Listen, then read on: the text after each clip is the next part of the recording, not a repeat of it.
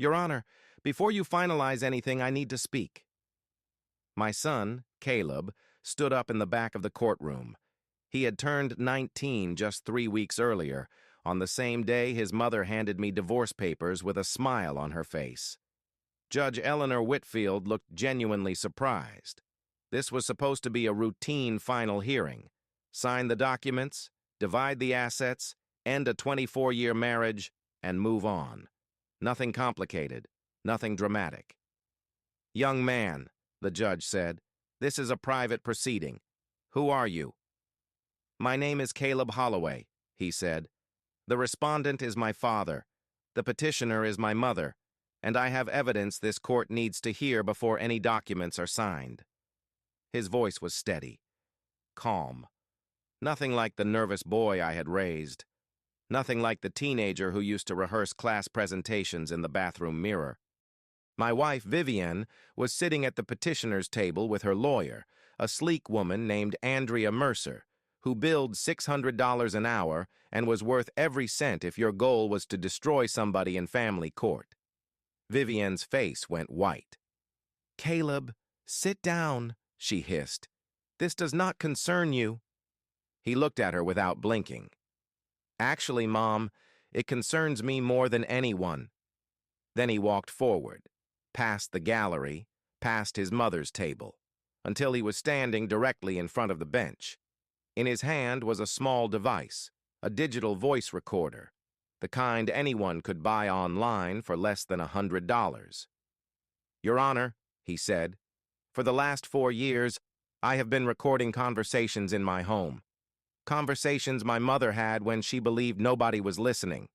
Conversations that reveal fraud, adultery, financial theft, and a deliberate conspiracy to strip my father of everything he has worked for." The courtroom went silent. Judge Whitfield leaned forward. "Young man, those are serious accusations. Do you understand the implications of what you're saying?" "Yes, ma'am," Caleb said. "I've had 4 years to understand them." "Caleb, stop this right now." Vivienne was already on her feet, composure beginning to crack. "Whatever you think you heard." "I didn't think I heard anything, Mom. I recorded it. Hours of it. Dates, names, transfers, plans, everything." He held up the recorder. "Do you want to tell Dad the truth?" he asked. "Or should I play it for everyone?" Vivienne looked at me, then at the judge, then at her lawyer, then at the bailiff by the door. And then she ran. She actually tried to run. She snatched up her purse and bolted toward the side exit like a criminal who had forgotten, for one wild second, that courtrooms have officers in them. The bailiff caught her in 3 strides, grabbed her arm, and brought her back.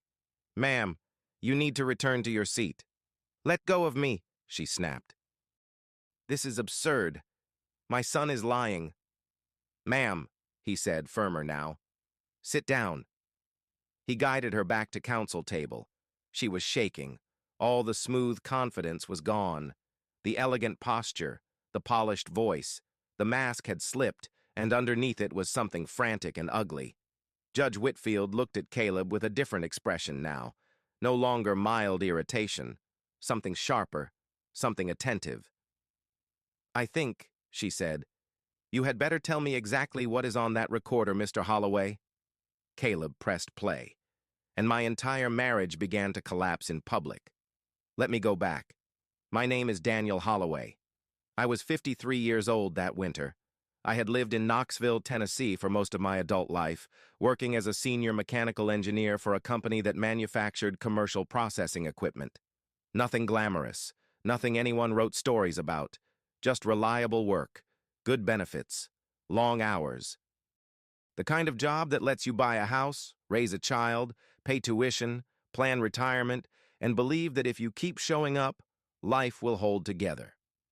I met Vivienne Parker in 2001 at a friend's engagement party.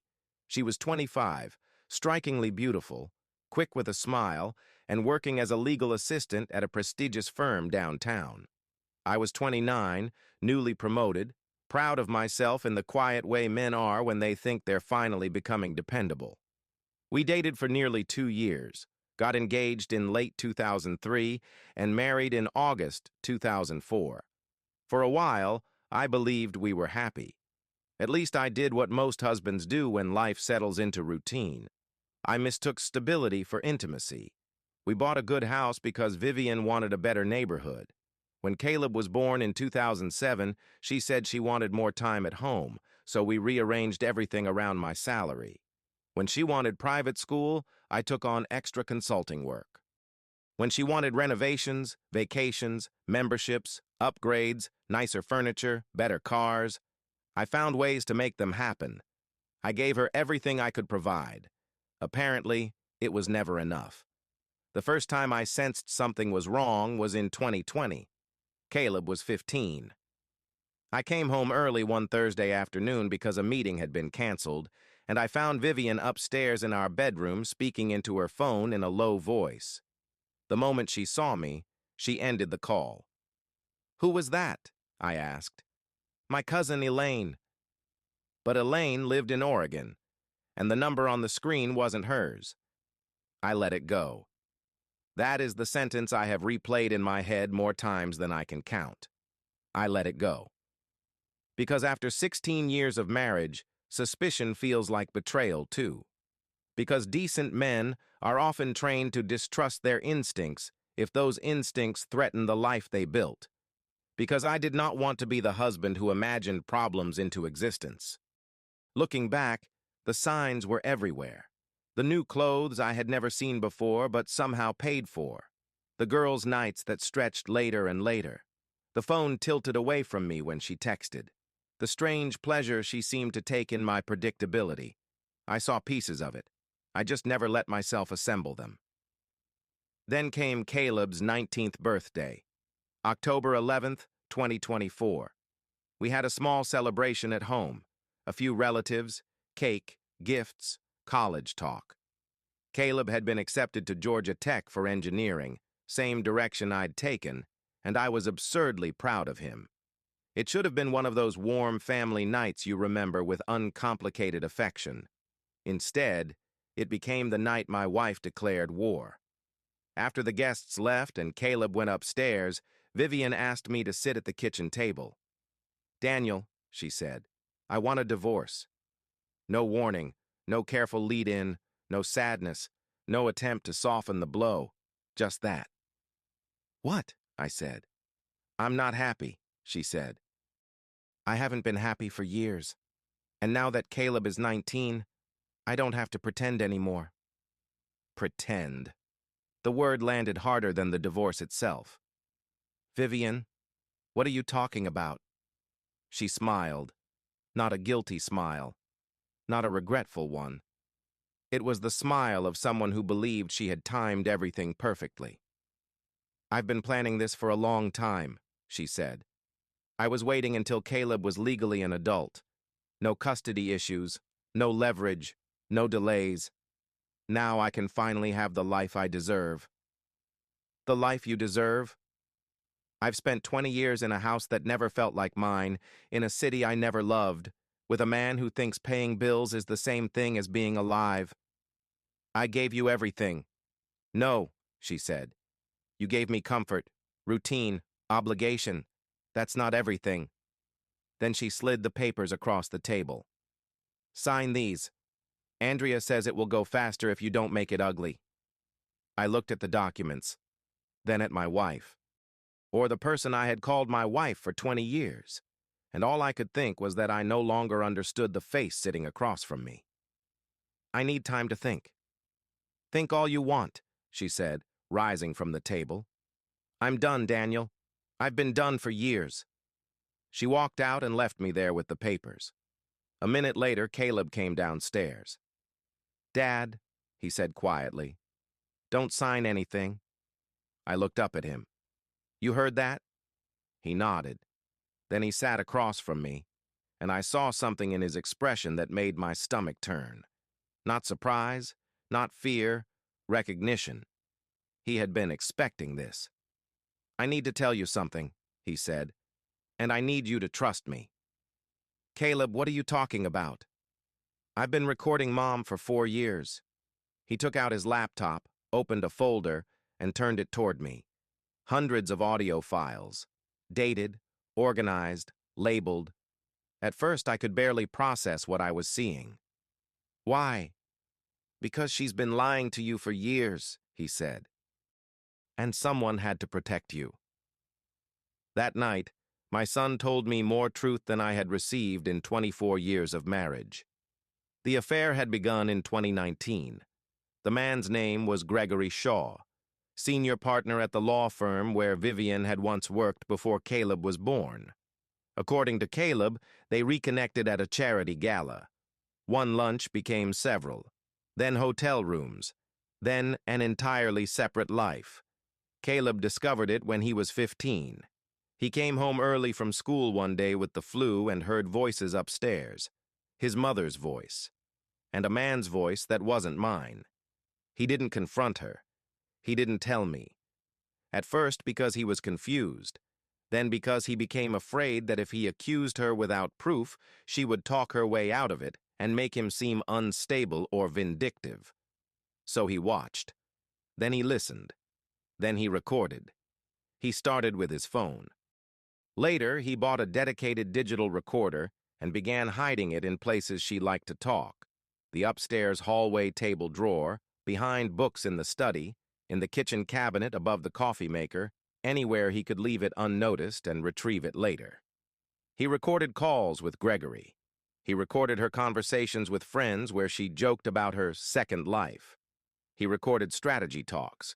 He recorded her rehearsing things aloud when she believed she was alone. She talks to herself, Caleb told me that night. Sometimes she practices what she's going to say to you, or to her lawyer, or to the court. I remember staring at him across the kitchen table, realizing that for 4 years my son had been carrying a burden no child should ever carry. Why didn't you tell me sooner? Because you loved her, he said. And because if you confronted her too early, she would deny everything. She would say I misunderstood. She would cry. And you would want to believe her. That hurt because it was true. Then he told me about the money, not just hidden spending, not just affairs paid for out of household funds. Theft. By Caleb's first estimate, at least $360,000. Later we discovered it was far more. Hidden accounts, transfers from our joint savings, credit cards opened in my name, unauthorized withdrawals connected to my retirement portfolio, even a line of credit taken against the house using forged or manipulated paperwork I barely remembered signing. How much? I asked him. At least $360 that I can document now, he said. Probably more. My hands were cold. Then came the worst part. There's another recording, he said, from 7 months ago. Mom and Gregory talking about the divorce. I looked at him. She's going to accuse you of abuse, Dad. I said nothing. I think my mind refused the sentence before I even fully heard it. She's been planning fake medical records, witness statements, a story that makes you look controlling and violent. They were talking about timing, about how to make sure she gets the house, most of the assets and support. The room seemed to tilt. My wife was not just leaving me. She was preparing to erase me, to stain my name, damage my career, weaponize the courts, build a life on the ashes of my reputation, and my 19-year-old son had known. What do we do? I asked him. He didn't answer immediately. Then he looked at me with a calm, I still don't know how to think about. We let her keep going, he said. We let her lie in writing. We let her commit to everything. Then we expose her at the end, when she can't rewrite the story. That was the plan. And for the next 5 months, I lived inside it. Those months were hell. I had to pretend ignorance while Vivian and her attorney pushed harder and harder. Mediation sessions, disclosures, demands. Smug little concessions designed to make me grateful while they stripped me apart. Vivian wanted the house, 65% of our assets, open-ended alimony, control over accounts she had already been draining in secret. And all through the process, The abuse allegations hovered in the background like a weapon she was saving for the right moment. My attorney, Martin Keene, was competent and decent, but he had no idea what we were really holding. Caleb insisted we wait. "Let her commit," he kept saying. He was right. Every new filing, every false statement, every omission in a disclosure, every strategic threat, it all tightened the noose she had tied for herself. During those months, Caleb showed me more recordings. The affair with Gregory was not her first. There had been other men, one in 2011, another in 2015, one brief affair during a so-called conference trip to Charlotte in 2017. In one recording, she laughed with a friend about how easy I was to deceive. "Daniel thinks consistency equals love," she said. "All I ever had to do was stay organized." Organized. That was what my marriage had been reduced to in her mind. A filing system, a management problem, a dull provider too busy working to notice that his life was being dismantled around him. The financial theft was worse than Caleb had first thought. Once we quietly copied records and cross-checked dates, the number climbed to nearly $500,000. She had moved money to accounts under variations of her maiden name. She had paid Gregory's debts. She had built a private reserve meant to fund their life after the divorce. In one recording, she said, "Once this is finalized, Daniel will spend the next 10 years rebuilding. I'll be on a beach before he finishes untangling what happened." That sentence lived under my skin for weeks. The final hearing was set for March 6, 2025. Vivienne walked into that courtroom like a woman already in possession of victory. Elegant cream suit. Hair perfect. Expression composed. Andrea Mercer beside her, sharp and confident. As far as they knew, they had outmaneuvered me at every step. All that remained was the judge's signature. They did not know Caleb had taken the day off from work. They did not know he was sitting in the gallery with a recorder, a laptop, and a folder full of copied documents. They did not know the entire lie was about to split open. The hearing began as expected. Andrea summarized the settlement. Martin offered restrained objections. Judge Whitfield reviewed the file with the impatience of someone expecting no surprises. Then Caleb stood, and everything changed. The first recording was from April 2024. Vivienne's voice. "Daniel never checks anything. He works, he sleeps, he signs. Sometimes I think if I told him the sky was green, he'd apologize for remembering it blue." Gregory's voice followed. "And the transfers? I moved another 18 this month. He won't notice until after the divorce, and by then it won't matter." The recording ended. Judge Whitfield looked directly at Vivienne. "Is that your voice, Mrs. Holloway?"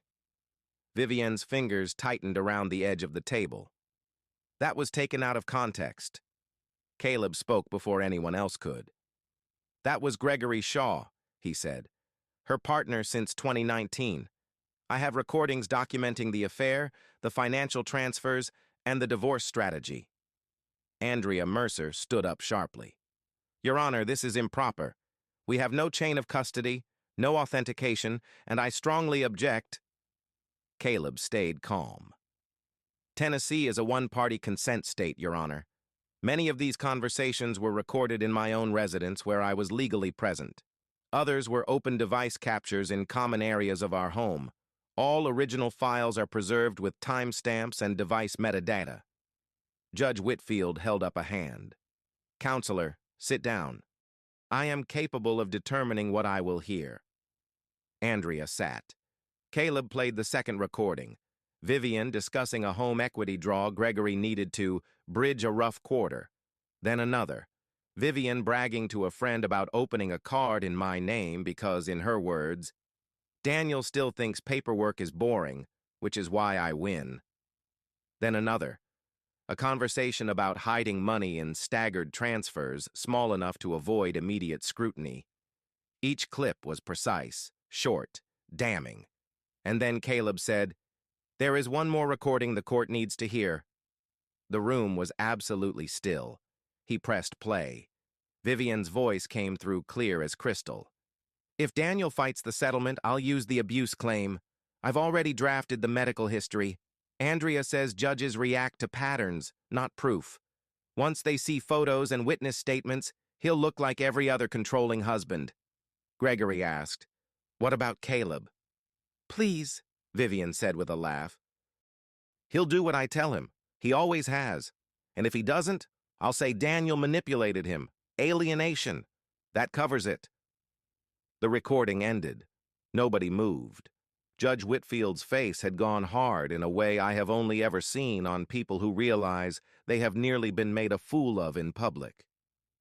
"Mrs. Holloway," she said, "were you preparing to make false allegations of domestic abuse against your husband?" Vivian began crying. Real tears, maybe, but they did not move me. "I was under stress." "Were you preparing fraudulent medical documentation?" "It was only discussion." Caleb lifted a file folder. "I have copies of the fake records," he said. "I found them in her desk drawer in January and photographed everything. 3 witness statements, a clinic summary, draft timelines, notes about presentation." He handed the file to the bailiff, who passed it to the judge. Judge Whitfield went through the documents slowly. The courtroom seemed to shrink around her. When she looked up, her face was colder than I thought a face could be. "These records cite treatment at a facility that reports no admission under your name. The physician listed does not appear on the staff registry. And these witness statements are verbatim drafts with handwritten edits." Andrea Mercer was already gathering herself. "Your Honor, I had no knowledge of any fraudulent documents." "We will discuss your knowledge later, Ms. Mercer." Then the judge turned to the bailiff. "Make sure Mrs. Holloway does not leave this courtroom. I am calling an immediate recess and contacting the district attorney's office. Based on what I have heard and reviewed, there is probable cause to believe this matter involves fraud, forgery, identity theft, conspiracy, and attempted fraud upon the court." That was when Vivian tried to run. Again. She knocked over her chair, stumbled, made it maybe 10 feet, and was caught by the bailiff and a security officer before she reached the side door. "This is a setup!" she cried. "My son is lying!" But even she no longer sounded like she believed herself. It took both officers to return her to her chair, mascara running, hair loose, voice breaking, all of it gone. The elegant wife, the controlled petitioner, the dignified wronged woman. What remained was panic.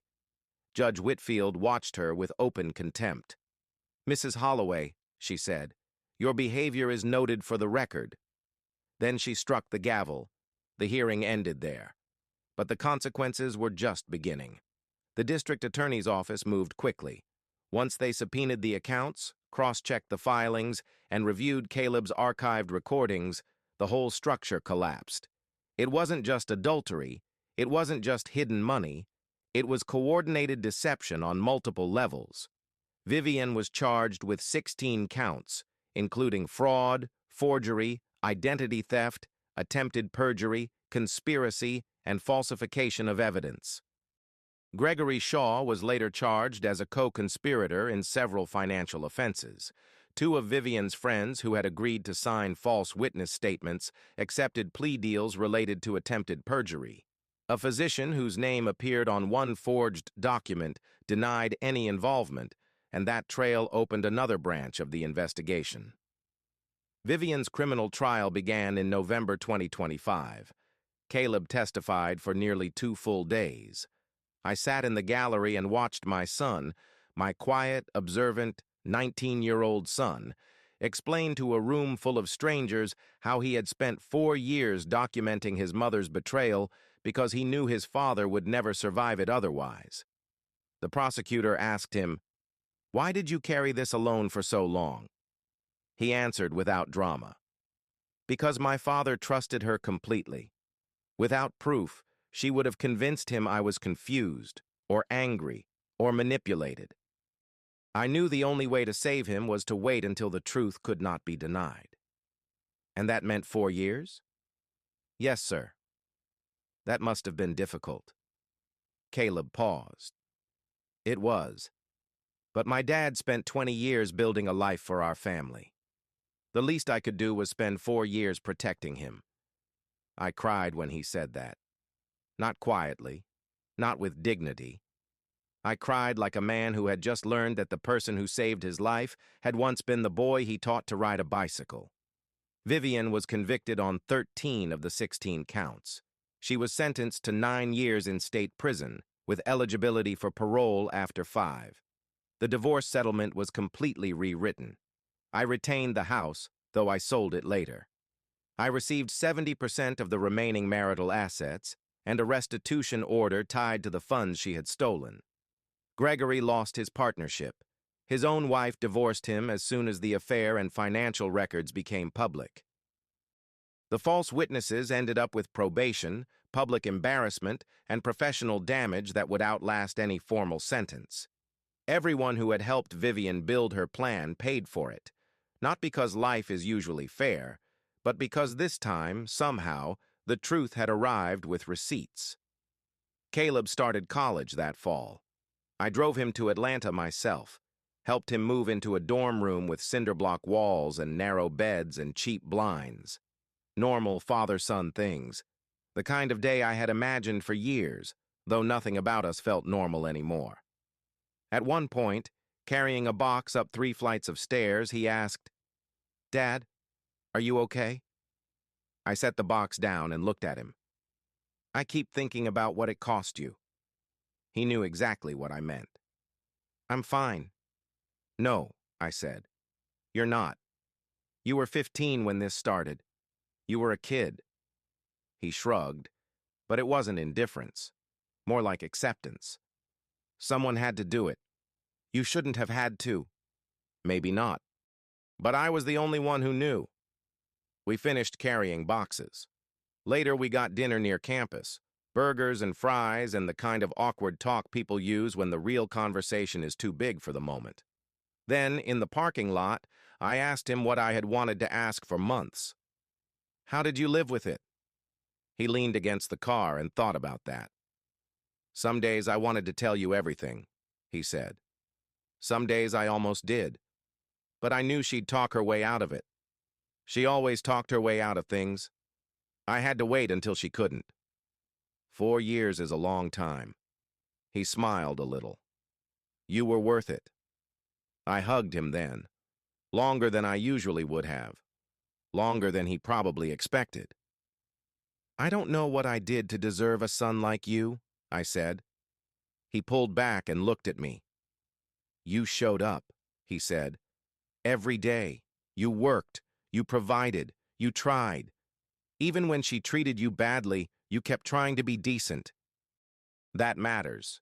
Then he added, almost casually, "You're a good man, Dad. She just counted on that." I drove home alone after that. The house felt enormous and empty. Caleb was gone. Vivian was in jail awaiting transfer.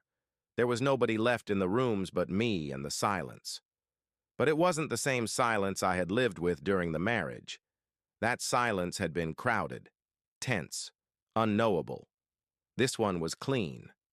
2 years have passed since that courtroom hearing. I'm 55 now. I still work for the same company, though I cut back. Turns out you do not need 60-hour weeks when you are no longer financing someone else's secret life.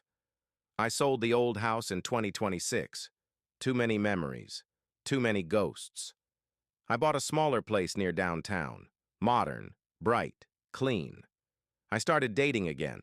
Carefully, awkwardly. Nothing serious yet. A few dinners. One woman named Elise I actually liked. She asked honest questions and didn't perform warmth like it was a negotiation tactic. That alone felt revolutionary. Caleb is thriving. Dean's List twice. Summer internship with an engineering firm in Atlanta. A life unfolding in front of him that does not have to be defined by what his mother did. We talk every Sunday. Sometimes he tells me about classes, sometimes about internships, sometimes about the girl he's seeing now, a 4th-year architecture student named Lily, who apparently argues with him about bridge design and steals his hoodies. Sometimes, inevitably, we talk about Vivian. She becomes eligible for parole next year. The board sent me a letter asking whether I wanted to submit a statement. I haven't decided. Part of me thinks prison, disgrace, financial ruin, and losing her son is enough. Another part of me remembers the recordings, the ease in her voice, the casual contempt, the way she laughed about false abuse allegations as if ruining an innocent man was just another strategic option. Some things do not get smaller because time passes. I asked Caleb what he thought. He said, "I'm not writing a statement." "You don't care if she gets out?" He was quiet for a second.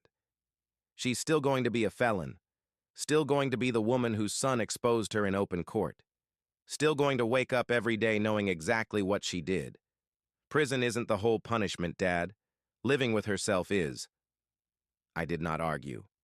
6 months ago, Vivian wrote me a letter, 3 pages long, mostly excuses disguised as reflection. But there was one paragraph near the end that landed harder than I expected.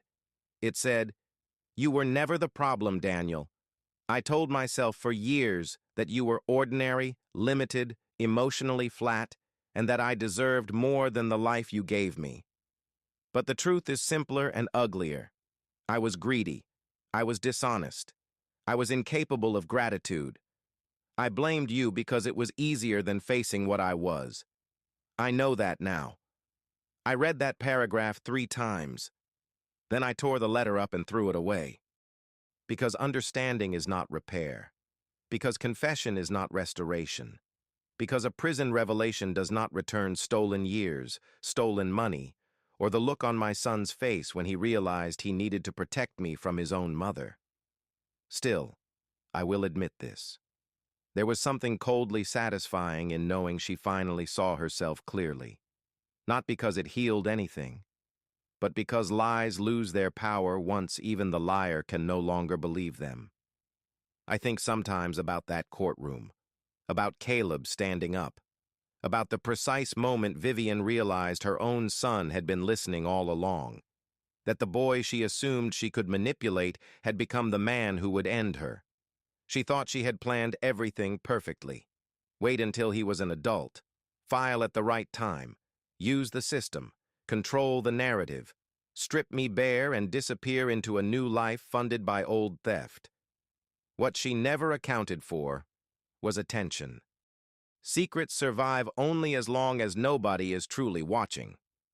Caleb watched, and because he did, I survived. If there is anything I have learned, it is this. The truth may arrive slowly, painfully, and at terrible cost, but it is still better than a comfortable lie. I spent years believing I lived inside a stable marriage. I didn't. I lived inside a carefully managed deception. Knowing that broke me for a while. Then it freed me. I'm not looking over my shoulder anymore. I'm not second-guessing my own memory while someone smarter with words tells me what reality should be. I know what happened. My son knows what happened. The court knows what happened. And that matters. Last month, Caleb called me with news. "Dad," he said, "I met someone." I smiled even before he said more. "Her name is Lily. She's in architecture. I really like her." "That's good, son." "Yeah," he said, then went quiet. "You think I can do this right?" I knew what he meant. He wasn't asking about dating. He was asking whether love itself had been damaged beyond repair, whether what happened in our family had poisoned the future. "Yes," I said, "you can." "How do you know?"